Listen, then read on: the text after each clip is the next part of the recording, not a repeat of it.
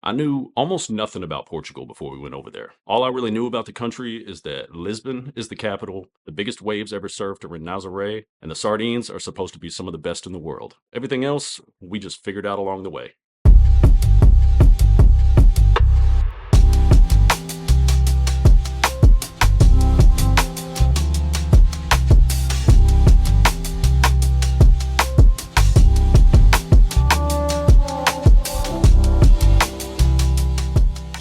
We started our trip off with 3 days in Lisbon. Lisbon is divided into many historical neighborhoods. Alfama is the oldest neighborhood in Lisbon, so of course we had to see that, but we stayed in Belem. So my two top priorities of the day were I had to get some pastries from Pastés de Belém, and I had to get some sardines. I've never had them straight out of the ocean, and Portugal is supposed to be world-renowned for these sardines. So we're staying a couple of blocks from Pastés de Belém, so the pastries aren't going to be a problem. We walk over there for breakfast, and then we're going to drive to Alfama and spend the rest of the day walking around.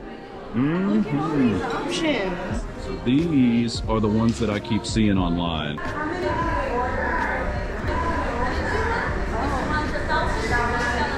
So 1,000 then? No, just kidding. So we're gonna go with half a dozen of these. I'm excited. These feel nice and warm. I don't know what these things are called. Some kind of tart, but these are what they're famous for. Look at that. That's perfection. That is perfection. It's so good. Oh. In one word. Well, it's good. Good. My word was perfection. Her word is good. I don't know. I thought the pastries were awesome. What do you think, buddy? I like these pastries too. Looks like a sandwich now, but Like a chocolate sandwich?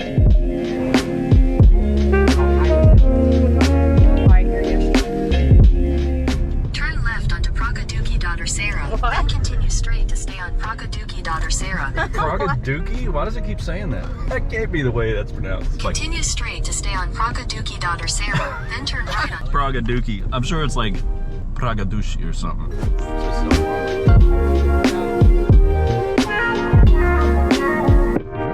One very important thing you need to know about driving to Alfama, don't drive to Alfama. Yeah, parking is a nightmare down here. We've been driving around trying to park for an hour now, close to an hour. You see how narrow this street is? This is one of the wide ones right here. They're all really windy. You don't know what's coming around the next corner. Just don't do it.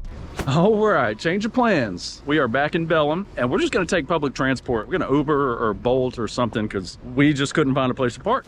We were talking to a couple of locals that grew up in Lisbon and surrounding areas, and they don't even drive in the city. We use Uber here in the States. We could never get an Uber driver to accept a trip, so we started using Bolt, and the Bolt drivers were Johnny on the spot.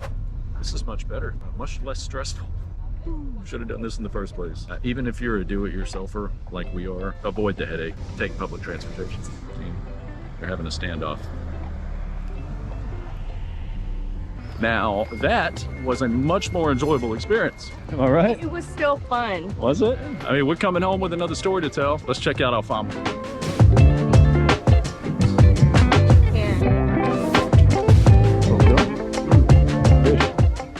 Hey guys, grilling fish back there. It smells good. Hey, that sign up there says walk that way. All right. So these are the kind of streets that you have to maneuver your car down. See that car parked right there? Yeah, he drove down here. Just don't do it. It's like $8 from Belem to Alfama. Public transportation. Just save yourself the headache. I'm gonna try something out and see if I can't solve a problem I've been having with video making. I love making videos, but I'm also a full-time railroad conductor. I spend a lot of my time in this hotel, and I am gone a lot. So I'm gonna try to kill two birds with one stone and see if I can't knock out my normal day here at the hotel and bang out content for a video at the same time. So I'm gonna bring you along with me while I bang out a workout, and we're gonna talk about Alfama. Trying to see where's my best lighting here. All right, so our first stop in Alfama was Castelo São Jorge? I think I'm saying that right. It's a castle in the middle of Alfama, and this thing dates back to at least the 11th century during the Moorish occupation of Lisbon. It might be farther back than that, but historians know that it's at least the 11th century. Then in 1147, King Alfonso I took the castle back from the Moors during the Portuguese and Spanish Reconquista. And for many centuries after that, the castle served as a royal palace in Lisbon.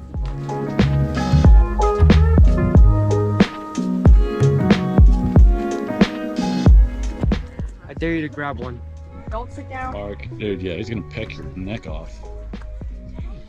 So I don't know if peacocks, That's a big. if they are peacocks, I don't know if they're indigenous to this area, but they're everywhere. Got them up in the trees up there. I didn't even know they can fly. Are they climbers? Is that what they do? I don't know.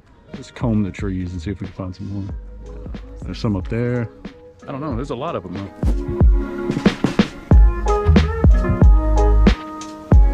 Oh my goodness. Look at that.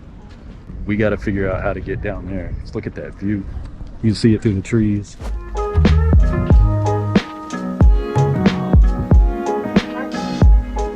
Oh, there it is. This is the view I was looking for. So you got Alfama down here. We're in Alfama. Over this way, you got Chiada, probably over here, a little Chiada. Way over there on the other side of that bridge, which was modeled after the Golden Gate Bridge, by the way, is Belem, where we're staying. And that is at the mouth of the Tagus. This is the Tagus River. So much history here. You can feel it.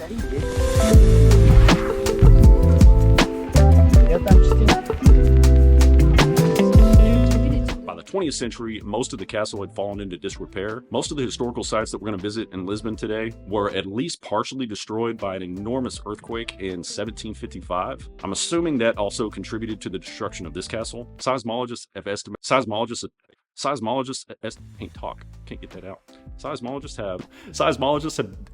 Earthquake scientists have estimated that the 1755 earthquake was at least an 8.5 to 9 on the Richter scale. That's unthinkable destruction. Now let's bang out some reps.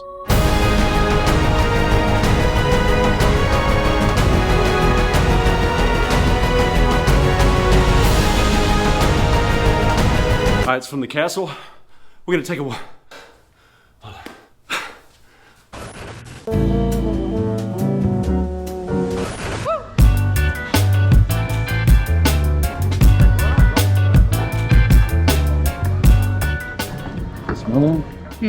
That smells like delicious grilled fish. A lot of these little doors are shops or restaurants. Little ice cream shop in there. Got cheesy sheep. I'm for it. I'm for it. Oh, here we go. All right, so from the castle, we walk down to the Lisbon Cathedral. This is about 1 kilometer away from the castle, which is less than a mile, about 3/4 of a mile. This is the oldest church in Lisbon that was built in 1147, right after the Reconquista, when the city was taken back from the Moors.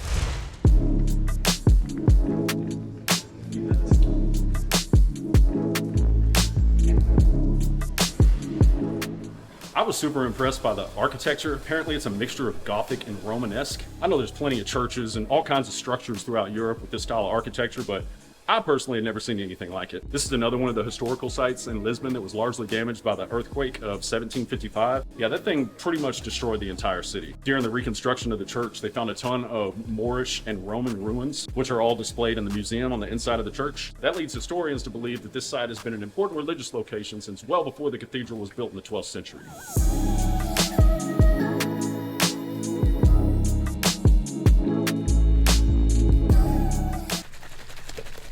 For the sake of productivity, I'm going to go ahead and chop this video up into 2 parts. So to continue with us on our journey through Alfama and Chiado, spoiler alert, we're going to Chiado. Make sure to click on this little guy, and I will see you over there.